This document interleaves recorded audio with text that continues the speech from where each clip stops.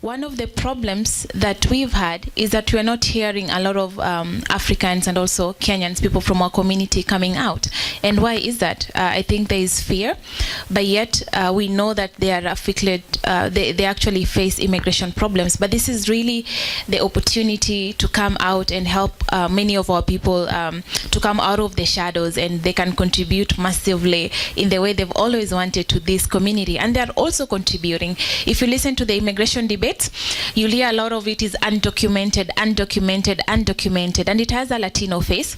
And I know we are all in this together, even with our brothers and sisters who are Latin America.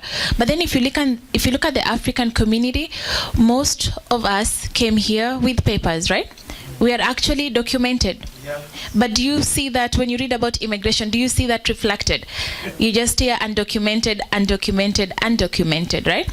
So we're really trying to get our people to come out and share what is it that they've also faced in terms of with issues of immigration. Because when the policymakers are putting together the draft bill, which will be out, I think, sometime next week, it also has to reflect the needs of the African community. I think last week, the big thing, even today I saw in the papers, was agricultural workers, right? They say that they've been able to strike a deal. But how many Africans come here as low-skilled agricultural workers? But do you understand why that is the case? It's because people lobby effectively. You come out. And I think if you look at for African backgrounds, most of our governments have been authoritarian. So if you speak up to the government, you are punished. But then in America, if you speak out, you are rewarded, right? That is what works here. So we have to let our people come out of the shadow. You have to make your voices to be heard if that policy is to come out and if we don't want to be left behind.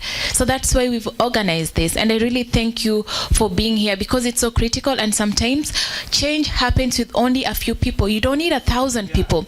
This is us here. We are here, we get it. So we will drive it forward, right? So I really want to thank you for being here. It's really instrumental. And we will stand together. We will stand for our brothers and sisters who are not here. I know some of them are also working, but we are there. We will stand here with them.